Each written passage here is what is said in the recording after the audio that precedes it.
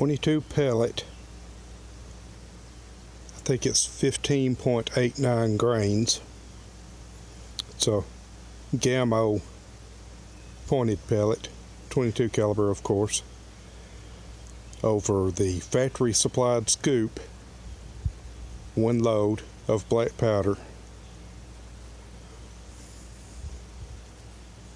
fired by a plastic toy cap gun cap with a small priming charge of black powder.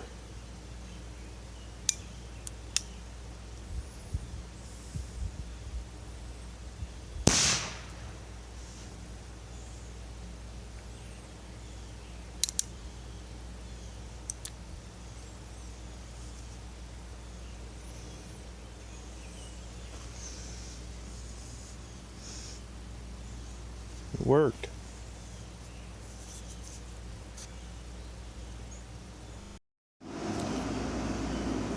Okay, let's try the same thing with my 31 caliber Remington clone.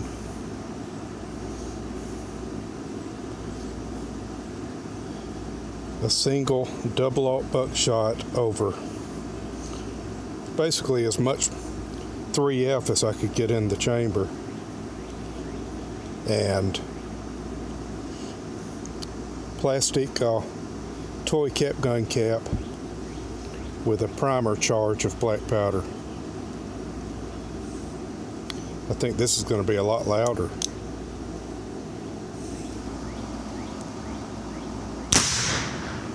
Oh yeah.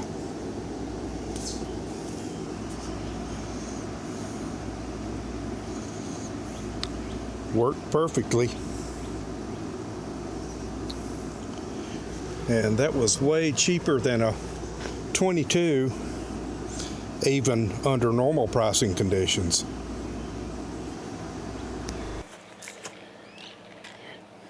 This is my home-built big bore derringer with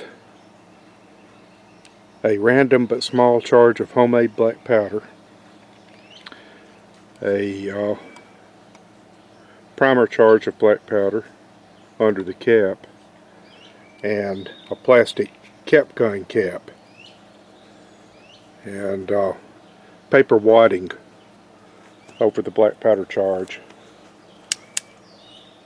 So it's not, the hammer's not meeting up exactly right with that cap, but let's see what it does.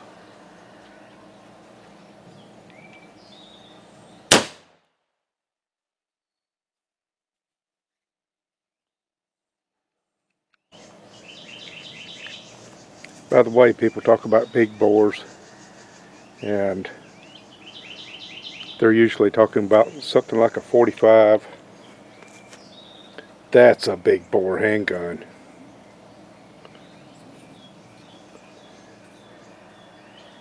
It's not loaded because I just fired it. This is a CVA, which is not a French word by the way, Connecticut Valley Arms Hawking pistol, 50 caliber. Just a blank load with not a very heavy one, just about 30 grains of the shorts in 3F that I just got recently, and I'm using one of the RWS caps because the hole is pretty small in this nipple, so I want to see if it even works with a pretty good cap before trying to use it with the cap gun caps. Also, I've never fired this pistol. I've got some other muzzleloader pistols that I've fired, but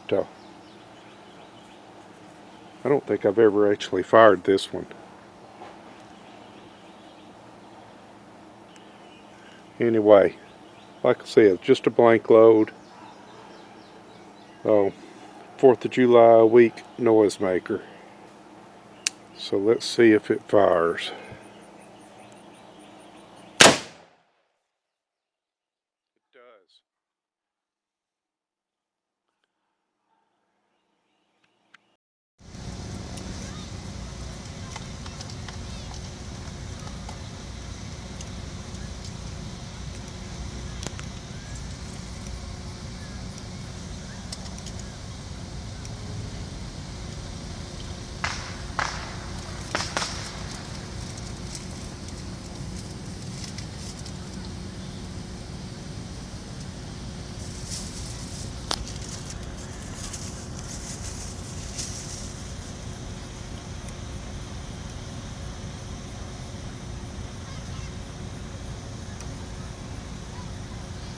Okay, for a narrative, that guy is loading the cannon. Now he's about to fire it.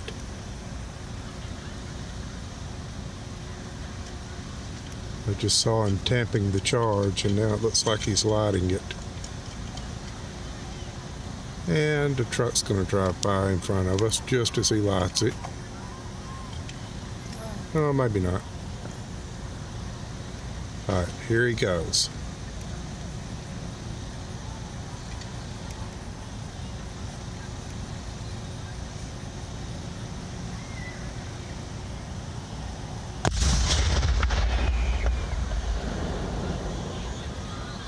That's pretty cool.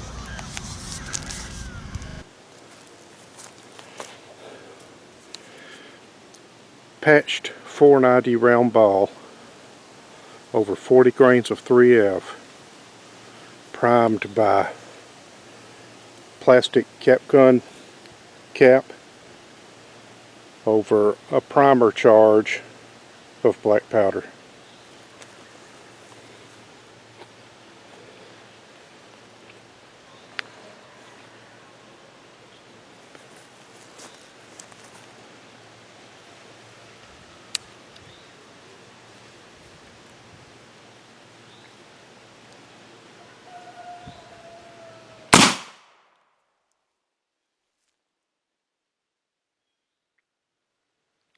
Let's do another one of those.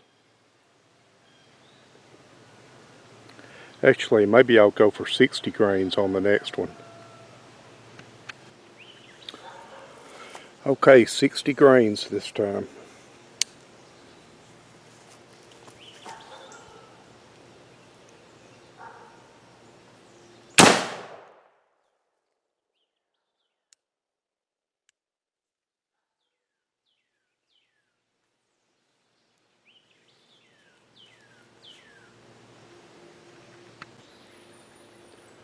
Once again, 60 grains.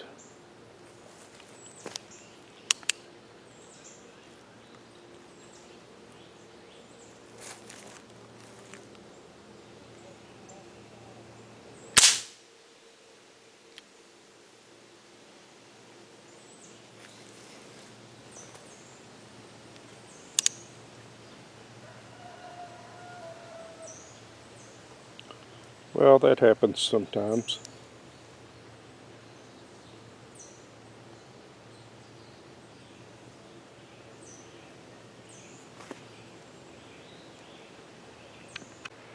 I might not have put enough priming powder in it last time. I put more this time. So, let's see how it works.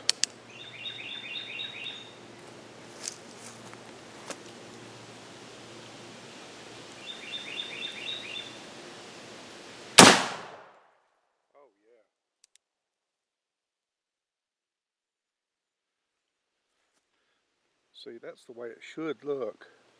That's also why I increased the powder charge, because I want it to blow all that stuff out of there and make that cap just a ring. And what it's been doing is leaving it plugged up. And in some other tests I've done a few days ago, it did this, and this is what I want it to do, because that makes it more reliable.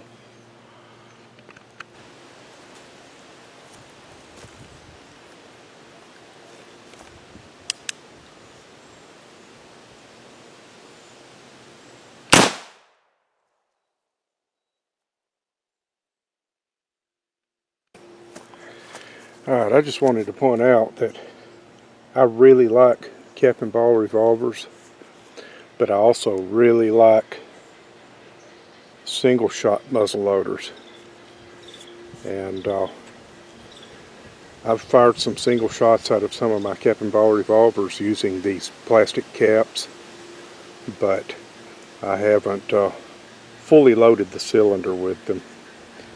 And I probably, at this point anyway, I probably won't, because I have some percussion caps, and I'll probably use those with the real percussion caps or with the ones that I make from drink can aluminum, because I'm concerned that the plastic caps might be more susceptible to chain fire. And while chain fire is, I've had a chain fire a couple of times, at least once, maybe a couple of times in my 40 years that I've been shooting black powder guns. But it's not nearly, at least in my experience, it hasn't been nearly as bad as some people claim it would be. People, I expect, who've never had one, they assume that it's going to blow up the gun and just death and dismemberment and all that.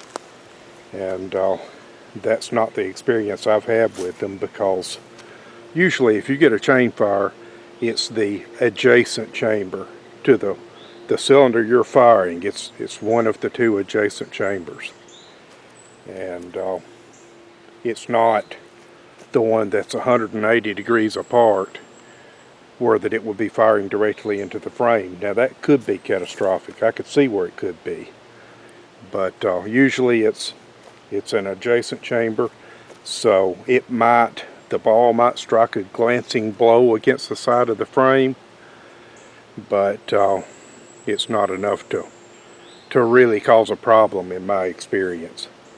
In fact, the one time for sure that I remember having one, and I might have had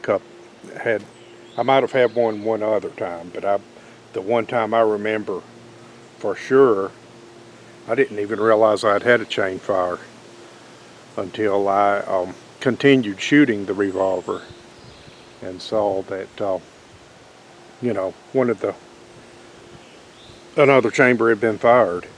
And so anyway, but point being, because of possible greater potential of chain fire, I really don't want to fully load a revolver cylinder with the plastic caps. And I prefer to use the store-bought caps for the revolvers. But I tell you what, as you've seen here, you can shoot a single shot all day long. Another reason that I really don't like to use the plastic caps for revolvers is because you have to put a primer charge under the cap to make it reliable. And I have a little primer charge dispenser that you just put it on there and give it a push, and it releases just enough powder to prime it. And that's easy to use with the single shot, but there's not enough room in there with the revolver to use that. So it's a lot more hassle to put the primer charge in a revolver.